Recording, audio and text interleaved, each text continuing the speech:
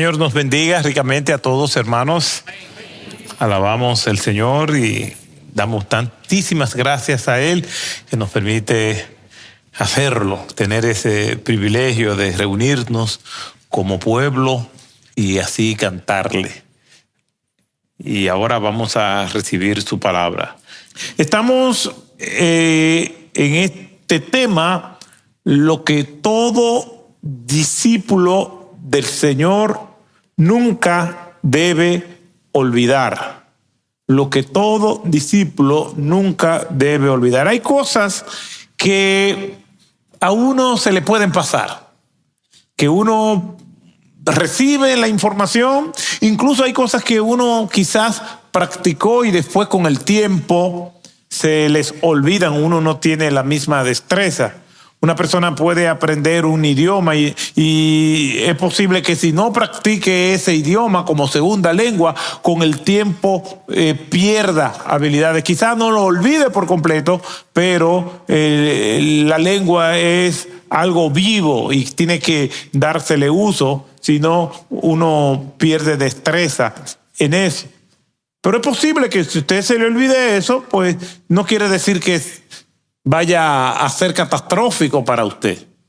Hay cosas que podemos saberlas y pueden olvidarse y no son asuntos que traen graves consecuencias a nuestras vidas. Pero esto que estamos hablando de lo que un discípulo del Señor nunca debe olvidar es que podría traer consecuencias terribles a nuestras vidas olvidar esto como discípulo del Señor. Incluso si una persona no está consciente de esto, que no debemos olvidar, entonces yo no sé si realmente es un discípulo, es una discípula. Esto es imprescindible y tiene que ver con la obra de Cristo en nuestras vidas. Por eso les invito nuevamente a ir a este texto que es nuestro punto de partida de la epístola del apóstol Pablo a los Efesios, y vamos a estar leyendo nuevamente en el capítulo 2. Efesios capítulo 2, y vamos a estar leyendo desde el versículo 1 hasta el versículo 10. Y dice así la Escritura: y Él, hablando acerca de Jesucristo, os dio vida a vosotros, que estabais muertos en vuestros delitos y pecados, en los cuales anduvisteis en otro tiempo, según la corriente de este mundo, conforme al príncipe de la potestad del aire, el espíritu que ahora opera en los hijos de desobediencia, entre los cuales también todos nosotros en otro tiempo vivíamos en las pasiones de nuestra carne, satisfaciendo los deseos de la carne y de la mente, y éramos por naturaleza hijos de ira, lo mismo que los demás. Pero Dios, que es rico en misericordia, por causa del gran amor con que nos amó, aun cuando estábamos muertos en nuestros delitos, nos dio vida juntamente con Cristo. Por gracia habéis sido salvados. Y con Él nos resucitó y con Él nos sentó en los lugares celestiales en Cristo Jesús, a fin de poder mostrar en los siglos venideros las sobreabundantes riquezas de su gracia, por su bondad para con nosotros en Cristo Jesús. Porque por gracia habéis sido salvados por medio de la fe, y esto no es don de vosotros, sino que es don de Dios, no por obras, para que nadie se gloríe, porque somos hechura suya, creados en Cristo Jesús para hacer buenas obras, las cuales Dios preparó de antemano para que anduviésemos en ella. Gracias, Señor, por tu palabra. Te pedimos que nos hable y que, a pesar de mis limitaciones, podamos entender tu palabra y aplicarla a nuestras vidas. En el nombre de Jesús. Amén. Lo que todo discípulo nunca debe olvidar. Y a manera de repaso, podemos decir por lo que encontramos en los versículos del 1 al 3 de este capítulo 2 de la epístola del apóstol Pablo a los Efesios, es lo que nosotros éramos, la condición del hombre que nace en el pecado. Y una vez más volvemos a esta ilustración que debe quedar permanente de nosotros, en nosotros. Nacimos en un calabozo y dentro de ese calabozo, dentro de esa celda, hay un ataúd atado con cadenas y dentro estábamos nosotros. Espiritualmente nacemos muertos en nuestros delitos y pecados. Así nacimos todos nosotros. Esa es la condición del ser humano antes de que Cristo le salve. La palabra del Señor es clara y nos dice que Él nos dio vida. Dice en Romanos capítulo 3, 23, por cuanto todos pecaron y están separados de la gloria de Dios. Nacemos en pecados, no podemos darnos cuenta de las cosas espirituales. Primera los Corintios 2:14, porque el hombre natural no percibe las cosas que son del Espíritu de Dios, porque para él son locuras y no las puede entender, porque se han de discernir espiritualmente. Él es un muerto espiritual. Tú y yo éramos muertos espirituales. Las cosas del Señor nos eran locura. Por eso, una persona que no conoce a Cristo le parece absurdo un domingo en la mañana, en vez de quedarse en su casa o estar en una playa, le parece absurdo venir a una iglesia. Le parece absurdo sentarse, le parece aburrido, le parece algo que no tiene sentido. Pero claro, todos nosotros pensábamos así, en mayor o en menor grado. ¿Por qué? Porque éramos muertos espirituales. Esto quizás puede ser ofensivo a alguna persona que diga, no, yo no soy un muerto espiritual. Sí, la Biblia dice que incluso si tú haces buenas obras, aún siendo muerto espiritual, esto puede ser bien visto para los hombres, pero no impresiona a Dios. Un muerto espiritual puede ser muy religioso. Un muerto espiritual puede ser una persona decente y honorable, humanamente hablando. No estamos hablando de que un muerto espiritual es una persona antisocial o una persona que está corrompiendo a los demás, o es una persona abominable moralmente. No estamos diciendo esto. Una persona muerta espiritual puede ser muy productiva, puede incluso hacer cosas muy buenas y dedicar su vida a hacer el bien. Pero un muerto espiritual, por todas esas cosas que haga, no va a impresionar a Dios. La muerte espiritual no tiene que ver con los humanos, porque posiblemente nosotros ni nos damos cuenta si una persona está muerta espiritualmente. No tiene que ver con nuestra jurisdicción humana finita, limitada. Tiene que ver con Dios.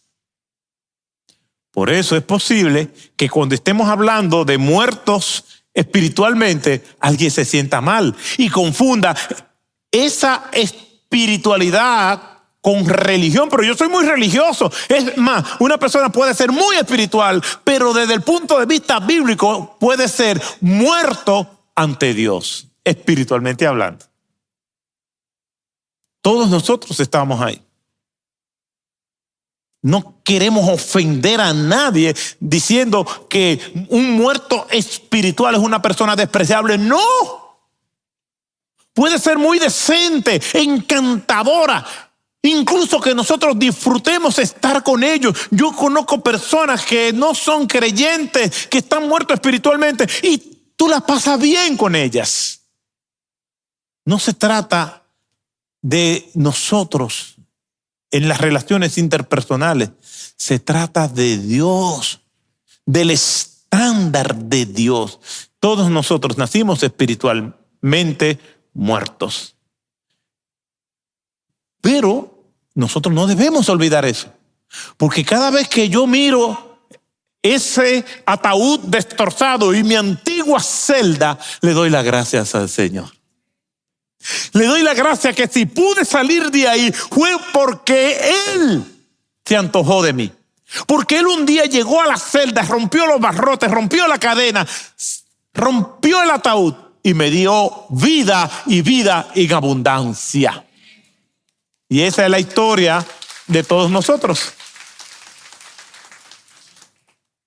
Es importante que yo no olvide eso, para estar de rodillas dándole gracias al Señor constantemente y sabiendo que el mérito no recae en mí, sino en el Señor que me salvó. Un verdadero creyente tiene que establecer la diferencia en su momento que vivió como un muerto espiritual. No porque cuando estaba muerto espiritual sabía que estaba muerto, sino que ahora que tiene la vida se da cuenta que antes estaba muerto.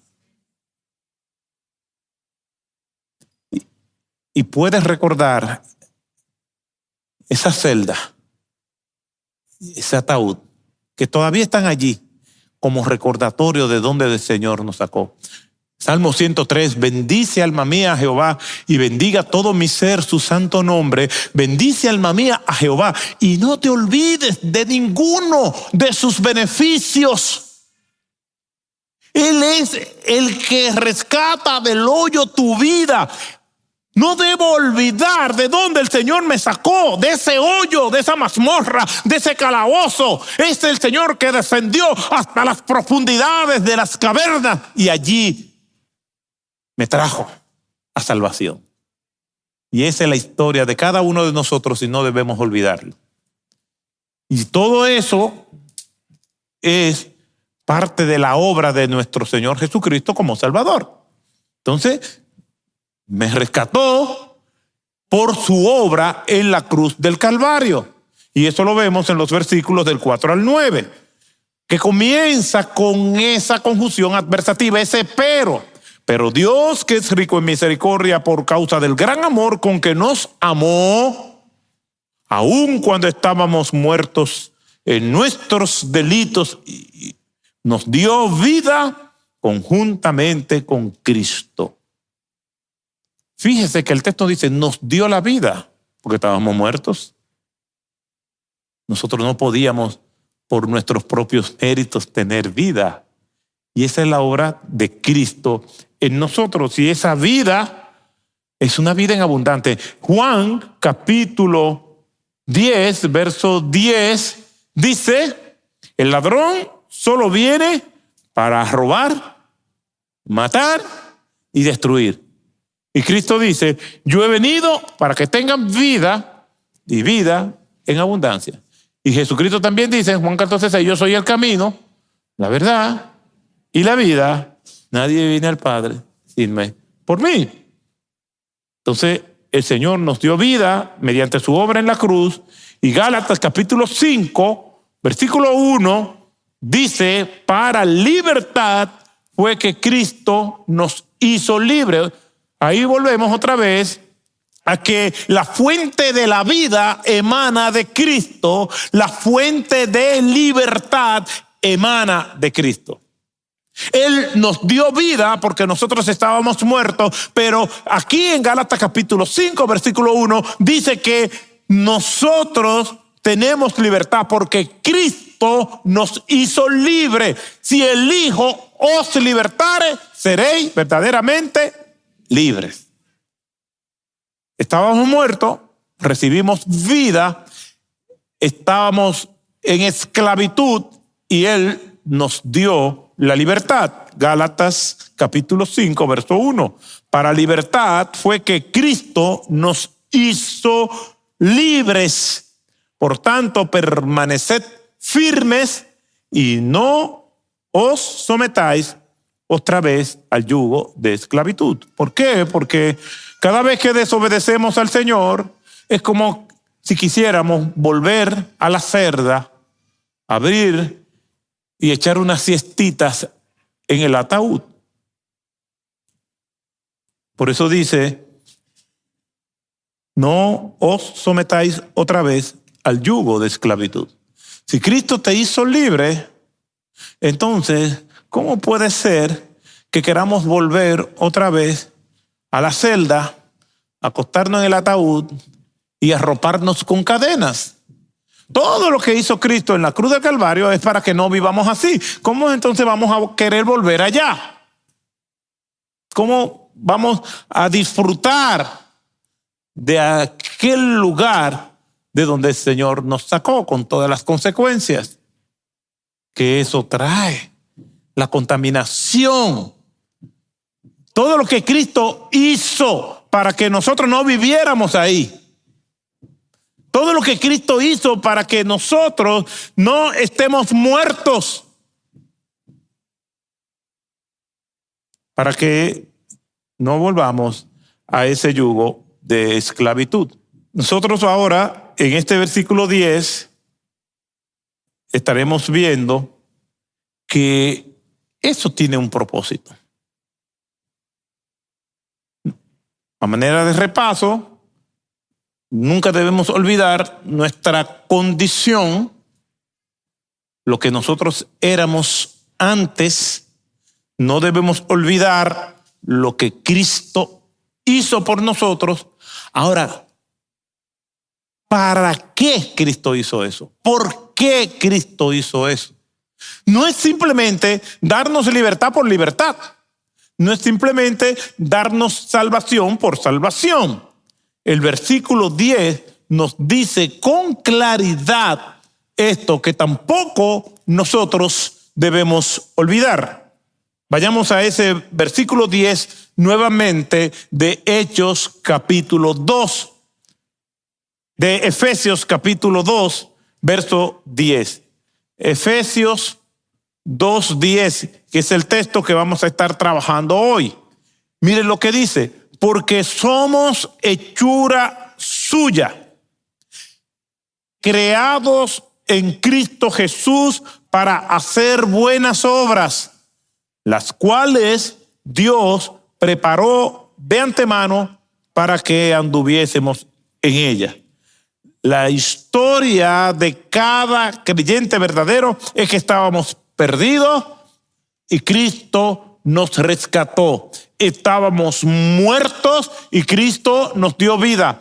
Éramos esclavos y Cristo nos dio libertad.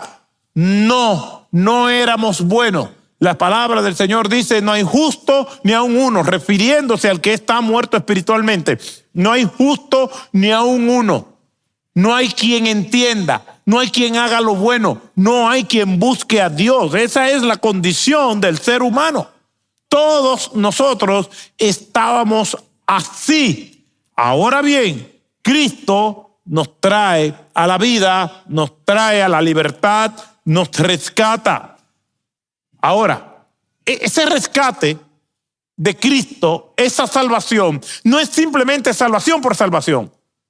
No es simplemente que nos dio libertad por darnos la libertad. Eso tiene un propósito claro. Y aquí el texto lo dice: somos hechos por Cristo, somos hechuras suyas, creados en Cristo Jesús para hacer buenas obras.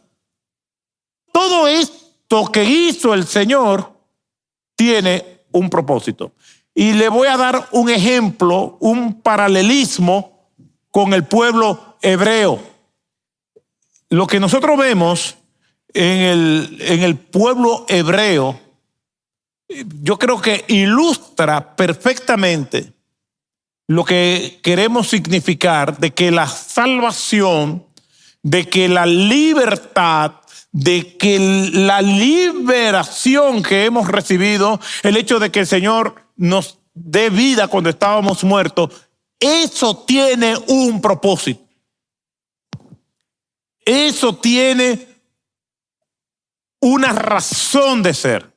No es simplemente que el Señor viene a buscar y a salvar lo que se había perdido. Nos da la libertad simplemente para que nosotros seamos salvos. Estaban en Egipto, esclavizados allí. Y que el clamor de ellos llegó hasta la presencia del Señor. Y allí el Señor le envió un libertador, Moisés.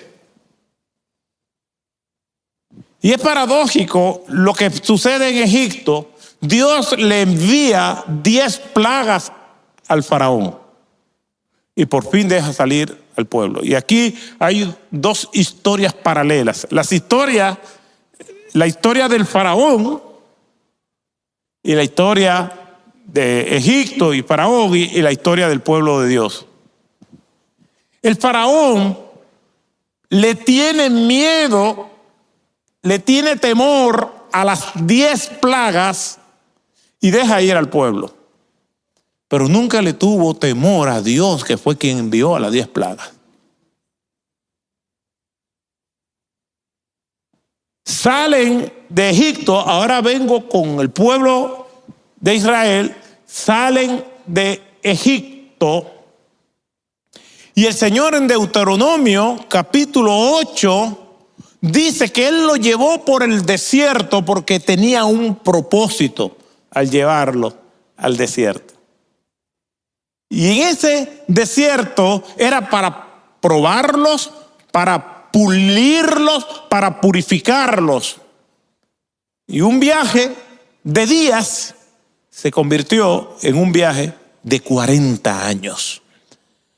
Y tan negligentes fueron que esa generación que salió de Egipto nunca entró a la tierra prometida, incluyendo a Moisés.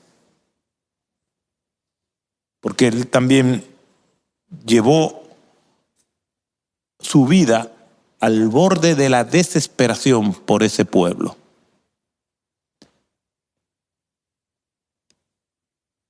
¿Cuál era el propósito de Dios a sacar al pueblo de Egipto? ¿No se han hecho esa pregunta? ¿Qué era lo que Dios quería hacer con el pueblo? ¿Liberarlos? ¿Era la libertad el propósito de Dios? Pues muchas personas entienden que sí. Sí, el propósito de Dios era sacar al pueblo de la tierra de Egipto, de la opresión, de la esclavitud. Y eso es algo que es verdad, pero no es una verdad completa. El propósito de Dios era llevarlo a la tierra prometida. Para Dios, el propósito era mucho más amplio. Era sacar al pueblo de allí y llevarlo a la tierra prometida, pero para ellos su propósito fue la libertad. Y la libertad sin propósito no sirve. Ahora vayamos a nosotros. El propósito de Dios, que estamos muertos, que estamos esclavizados por el pecado, el propósito de Dios no es simplemente darnos salvación, porque si es simplemente darnos salvación, pues entonces es ser salvos por ser salvos. El propósito de Dios con el pueblo de Egipto, que está esclavizado en una cruenta opresión, si el propósito hubiese sido la libertad, entonces el desierto estaba bien. ¿Por qué? Porque en el desierto ya eran libres. Si la libertad era la meta, pues en el desierto ya esa meta había sido alcanzada. Sin embargo, no es así. La libertad sin propósito no sirve de nada. Y eso lo hemos visto en la historia. Pueblos que están oprimidos obtienen su libertad mediante revueltas, mediante gestas, Pero si esa libertad no es guiada, no es bien administrada, se va a convertir en un caos. La libertad tiene que tener un propósito. Y eso lo vemos en la historia. Pueblos que se liberaron de invasores y que nosotros conocemos muy bien y tuvieron una gesta heroica porque se liberaron de una potencia extranjera, se liberaron de la esclavitud, se liberaron socialmente, pero no tuvieron un propósito para su libertad. Y así no funciona la libertad. La libertad tiene que tener un propósito. Si el propósito era simplemente salir de Egipto, pues el desierto estaba bien. Para ellos siempre el propósito fue la libertad. Nosotros no debemos caer en esta trampa. El propósito de Dios no es solamente sacarnos de la celda y llevarnos a la libertad mediante su obra en la cruz, sino que eso tiene un propósito, porque somos hechura suya, creados en Cristo Jesús para hacer buenas obras. No es simplemente tener salvación por tener salvación. De hecho, hay grupos que entienden y personas que entienden que ya yo soy cristiano y con eso ya es suficiente. Tengo a Cristo como mi Salvador. No, Cristo es Salvador porque nos ha rescatado, nos fue a buscar y a salvar, nos liberó de la celda, nos dio vida. Pero no solamente Él es Salvador, sino que también es el Señor. Él es nuestro dueño y nosotros tenemos que vivir para Él haciendo lo que Él, nuestro dueño, nos ha ordenado que nosotros hagamos. No es simplemente Salvador. Él es Salvador y también es Señor.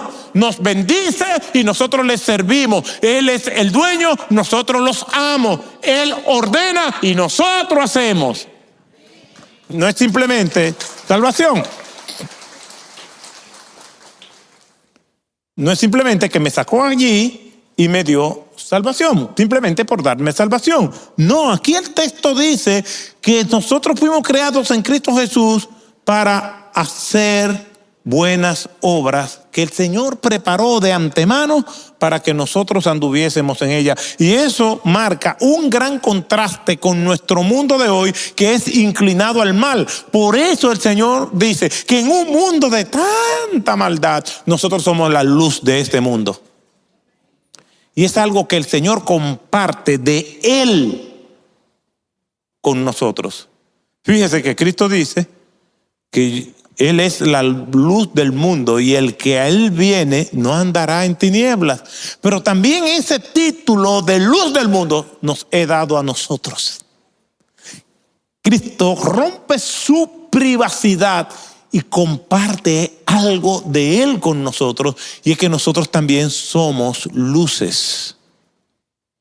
Luz para el cielo, no, luz para el mundo. Quiere decir que el Señor nos da salvación, nos da libertad, nos da vida para que tengamos un propósito. Nos saca del mundo de oscuridad. Yo soy la luz del mundo, dice el Señor. El que a mí viene no andará en tinieblas. Y el Señor dice que nosotros somos luz del mundo. Es decir, que Dios va a iluminar al mundo a través de nosotros, que somos luz del mundo. En donde quiera que nosotros estemos. Quizás tú estás en una familia donde tú eres el único cristiano, la única cristiana, pero hay luz allí porque tú eres luz del mundo. En el trabajo hay ambientes difíciles, pero Dios te ha puesto allí porque tú eres luz. Y tú ves que es un ambiente lúgubre, pero se ve una luz allí. Ese eres tú que está alumbrando. Ese es tú que está trayendo claridad para que por medio de tu luz puedan encontrar la luz eterna que es Cristo Jesús. Y nosotros somos luz del mundo. Somos sal de la tierra. Y aquí hay varias cosas que yo quisiera que nosotros examináramos. ¿Por qué? Porque la salvación no es un logro humano. Y a mí me gusta cómo ese versículo 10 también lo traduce la Nueva Traducción Viviente. Dice, pues somos la obra maestra de Dios. Y ya vamos a ver con mayor detenimiento lo que eso quiere decir. Somos la obra maestra de Dios. Él nos creó de nuevo en Cristo Jesús a fin de que hagamos las cosas buenas que preparó para nosotros tiempo atrás. Somos la obra maestra de Dios. Y Dios salva su obra. Y eso no es un logro de nosotros. Y aquí hay un contraste que se marca con todo lo que se ha dicho anteriormente hasta el versículo 7. Desde el versículo 1 hasta el versículo 7 marcan un gran contraste con los versículos del 8 al 10, donde en los primeros versículos, es decir, del 1 al 7, habla la situación decadente en la cual estábamos nosotros y lo que el Señor ha hecho para sacarnos de ahí. Y esa salvación que el Señor nos da no es un logro nuestro. Salvación es más que perdón. No es simplemente que el Señor me perdonó. Sí, incluye el perdón de mis pecados. No es simplemente que el Señor te digo, estás perdonado. No, es que también me dio vida porque yo estaba muerto. Es que también me dio libertad porque yo era esclavo. La salvación es más que eso. La salvación incluye la totalidad de nuestra vida en Cristo Jesús. ¿Por qué? Porque el Señor nos salvó, nos liberó y nos dio vida con un propósito. Y la Escritura lo dice claramente, todo eso no procede de nosotros, procede de Dios. Y lo hace por gracia, porque dice los versículos del 8 al 9, porque por gracia sois salvos. Somos salvos por pura gracia. Y gracia es el bien que nosotros no merecemos. Y es por la fe, no es por obras. No puedo hacer nada, simplemente recibir por medio de la fe eso que el Señor me está otorgando. No hay sitio para el mérito humano. Hermanos, a veces por ignorancia dicen, ahí estoy luchando por ir al cielo. No, usted no tiene que luchar por ir al cielo. Estoy batallando a ver si cuando yo muera el Señor me da la salvación. Ese no es un término bíblicamente correcto. Yo sé que hay grupos que pueden enseñar eso, que tú tienes que luchar por tu salvación porque si no la pierdes. Y eso se hizo muy popular en algún momento, pero eso no tiene ningún sostén bíblico. Porque si yo tengo que luchar por mi salvación, entonces la salvación se originó en mí. La salvación viene del Señor. Y si viene del Señor, entonces la salvación, así como yo no hice nada para ganarla, no hay nada que yo pueda hacer para perderla, porque no es mía. La salvación viene del Señor. Un momentito, pastor. ¿Quiere decir que usted dice que somos salvos de una vez y para siempre? Sí, eso es lo que dice la Biblia. Ah, no me diga. Pero esto entonces no puede hacer que una persona que sea cristiana diga yo voy a pecar deliberadamente porque ya tengo la salvación. Bueno, quien piensa así es probablemente que no tiene a Cristo. Y esa misma pregunta se hacían los romanos. Y Pablo construye o escribe la carta a los romanos sobre preguntas que él está contestando. Y una de las preguntas más recurrentes era, ¿perseveraremos en el pecado para que la gracia abunde? En otras palabras, yo voy a seguir pecando porque hay mucha gracia como quiera. Dice Pablo, de ninguna manera. Precisamente como no somos muertos espirituales, ya Yo no voy a planificar el pecado. Lucho con el pecado, lucho con mis debilidades. Puede ser que incluso en algún momento flaquee, pero yo tengo un Espíritu Santo que me da fortaleza. Yo tengo un Espíritu Santo que me guía. Incluso tengo el Señor que me protege, aun cuando yo quizás en ocasiones pueda hacer planes para pecar. ¿Por qué? Porque ya yo no estoy en tinieblas. Ya yo no soy un esclavo del pecado. El que practica el pecado, esclavo es del pecado. Y dice la Biblia que el que practica el pecado no es de Dios. Ni entra en complicidad con sus pecados, sino que lo habla. Pide oración, pide ayuda. Reconoce sus debilidades, reconoce sus flaquezas. Entonces nosotros tenemos una nueva identidad en Cristo Jesús.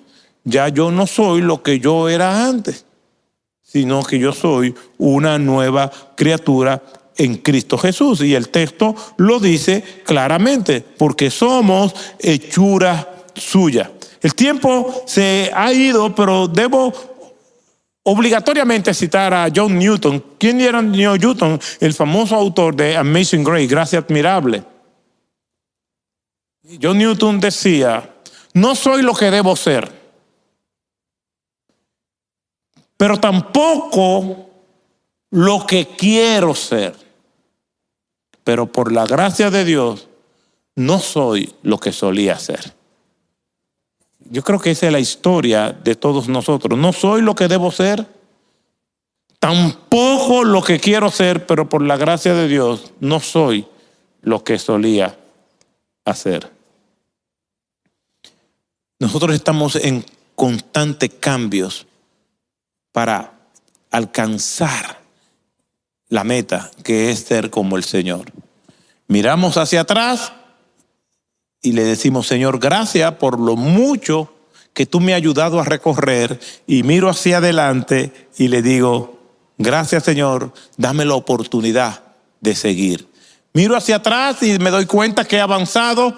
Miro hacia adelante y me doy cuenta de cuánto me falta. Un autor en una de sus obras escribió acerca del personaje principal de su obra lo siguiente: si me conoces por quién era hace un año, ya no me conoces. Mi evolución es constante. Permíteme presentarme de nuevo. Yo creo que esa es la historia de todos nosotros. Se supone que ya yo no estoy en la celda, no estoy en el ataúd, no estoy muerto, no estoy en esa densa y patética oscuridad, sino que yo estoy en la luz, en la libertad, en la vida que se llama Jesucristo. Hace tiempo conocí el caso de un personaje o de una persona que le decían Juan el Ácido. Y al saludarlo: Juan, dime cómo está, ¿qué dice ese ácido?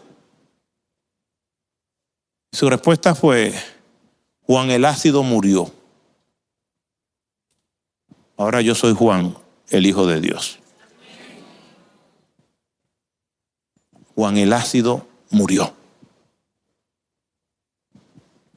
Y es paradójico, porque en esa muerte espiritual, el Señor nos da vida